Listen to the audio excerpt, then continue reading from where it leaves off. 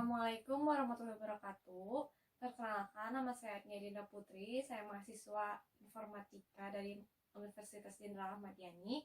Di sini saya akan sedikit berbagi mengenali perbedaan antara Scrum Project Management dengan Waterfall Project Management. Sebelum kita masuk ke materi mengenai perbedaan antara Scrum Project Management dengan Waterfall Project Management, sebelumnya saya akan menjelaskan sedikit mengenai Waterfall Project Management.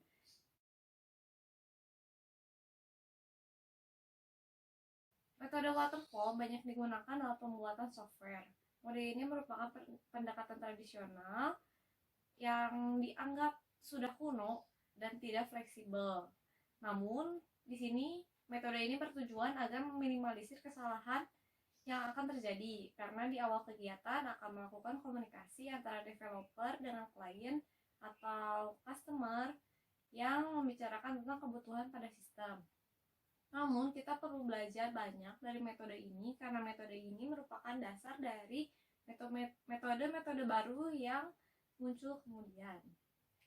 Nah, ada 5 tahap dalam waterfall. Yang pertama ada requirement, design, implementation, verification, and maintenance.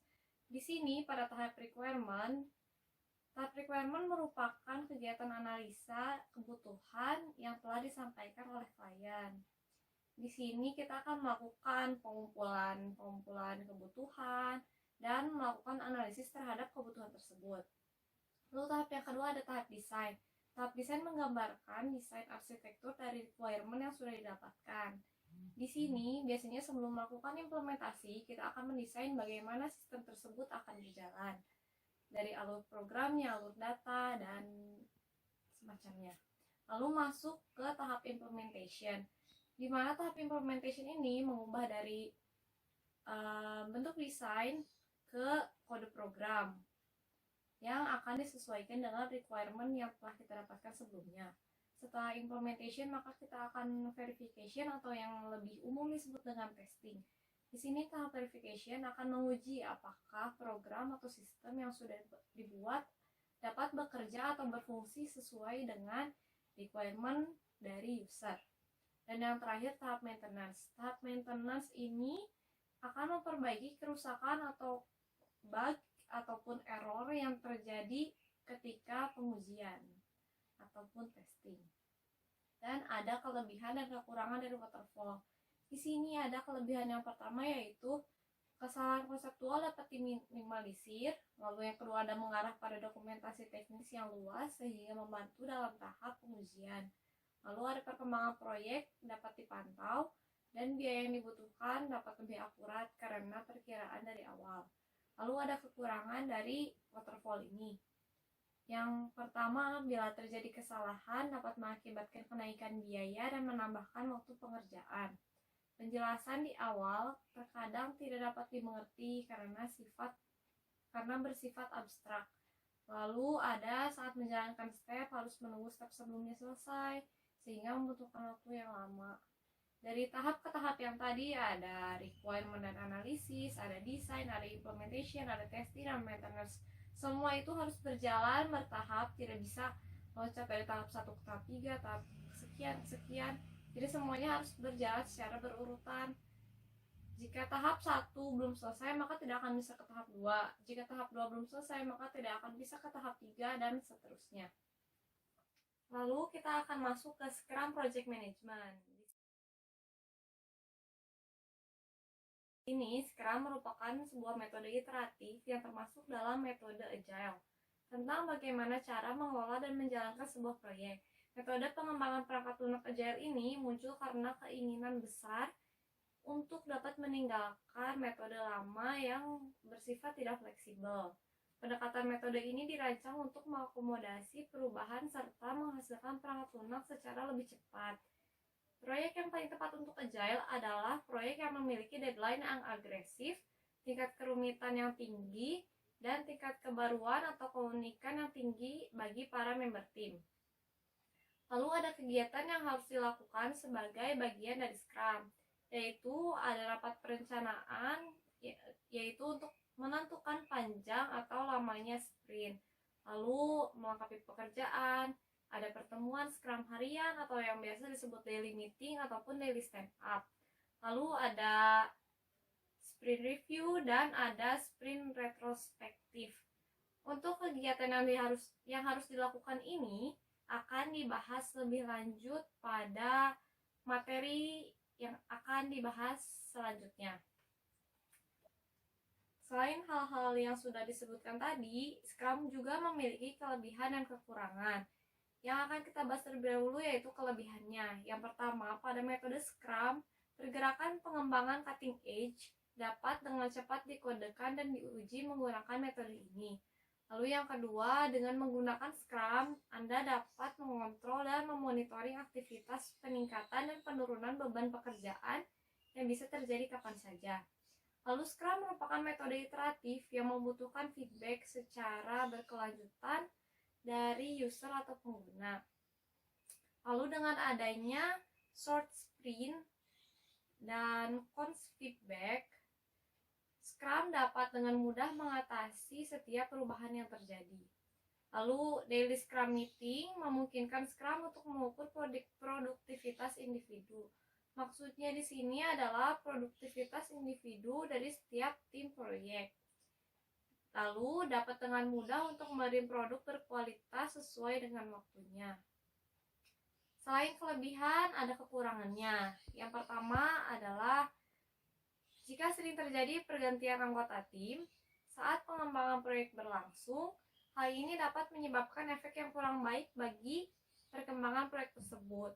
Hal tersebut dapat membuat berjalannya proyek semakin melambat dibandingkan dengan target waktu yang telah ditentukan. Lalu ada setiap tugas harus didefinisikan dengan baik karena hal ini dapat mempengaruhi perkiraan biaya dan waktu pengerjaan proyek. Lalu jika anggota tim tidak berkomitmen dengan baik, maka proyek tidak akan selesai atau bahkan bisa gagal. Di sini pada Scrum kita memerlukan kerjasama tim yang sangat baik karena apabila tim tidak berkomitmen dengan baik tadi, maka program akan terhambat dan mungkin juga akan gagal. Lalu Scrum bisa menjadi salah satu penyebab utama terjadinya scope creep, kecuali ada tanggal akhir tertentu. Lalu dapat bekerja dengan baik jika seorang Scrum Master dapat mempercayai tim yang dikelolanya. Apabila Scrum Master memberi terlalu banyak tekanan terhadap timnya, itu akan membuat tim merasa tertekan dan menjadikan produktivitas itu akan menurun. Dan hanya membutuhkan anggota tim yang sudah berpengalaman. Scrum dianjurkan untuk anggota tim yang sudah berpengalaman, tidak untuk anggota tim yang baru mengenal atau kurang berpengalaman dalam Scrum.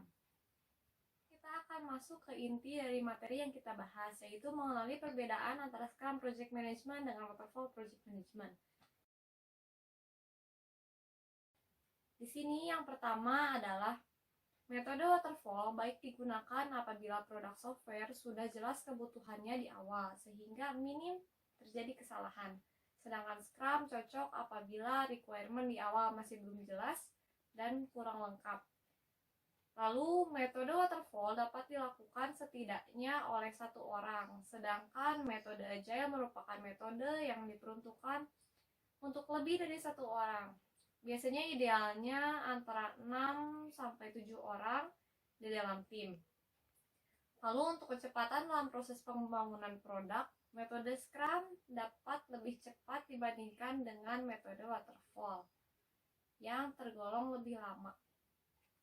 Lalu menurut metode Waterfall, pengembangan perangkat lunak harus diselesaikan sebagai satu proyek. Ini kemudian dibagi menjadi beberapa fase yang berbeda.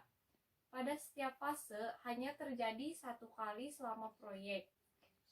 Namun dalam metode Agile dapat dilihat sebagai kumpulan dari banyak proyek kecil yang berbeda. Proyek yang tidak lain adalah iterasi fase yang berbeda yang bertujuan untuk meningkatkan kualitas perangkat lunak secara keseluruhan dengan umpan balik dari pengguna atau tim QA atau Quality Assurance. Lalu semua fase pengembangan proyek seperti desain, pengembangan pengujian, dan pengembangan-pengembangan lainnya selesai satu kali dalam model waterfall, mengambil menerapkan pendekatan pengembangan berulang bagi bagian dari metode agile.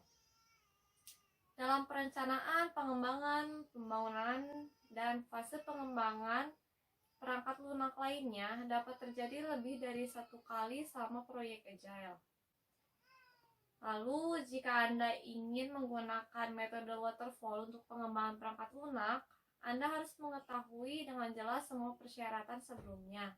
Tidak ada ruang untuk mengubah persyaratan begitu pengembangan proyek dimulai. Namun dalam metodologi agile, cukup fleksibel dan memungkinkan untuk membuat perubahan pada persyaratan atau kebutuhan yang bahkan di awal telah direncanakan. Lalu, metodologi waterfall merupakan proses internal dan tidak memerlukan partisipasi dari user. Namun, pada pendekatan pengembangan perangkat lunak agile berfokus pada kepuasan pengguna, sehingga perlu adanya partisipasi pengguna dalam fase pengembangan. Lalu, salah satu perbedaan paling penting antara metodologi pengembangan agile dan waterfall adalah pendekatan mereka sendiri terhadap kualitas dalam pengujian. Dalam model waterfall, fase pengujian muncul setelah fase pembangunan. Tetapi dalam metode agile, pengujian biasanya dilakukan bersamaan dengan pemrograman atau setidaknya selama iterasi yang sama dengan pemrograman. Lalu, model waterfall dapat dianggap sebagai proses sekuensial yang ketat. Tetapi metodologi agile adalah proses pengembangan perangkat lunak yang sangat kolaboratif, yang mengarah pada input tim yang lebih baik dan penyelesaian masalah yang lebih cepat. Lalu model waterfall merupakan model yang memerlukan pola pikir proyek dan berfokus secara eksklusif pada penyelesaian pengembangan proyek. Agile telah memperkenalkan pola pikir produk yang bertujuan untuk memastikan bahwa produk yang dikembangkan memenuhi kebutuhan pengguna dan dapat disesuaikan jika kebutuhan pengguna terjadi perubahan. Model waterfall paling cocok untuk proyek dengan persyaratan yang jelas dan di mana tidak ada perubahan yang diharapkan sama sekali. Pengembangan yang lincah mendukung proses di mana persyaratan atau kebutuhan diharapkan untuk berubah dan berkembang.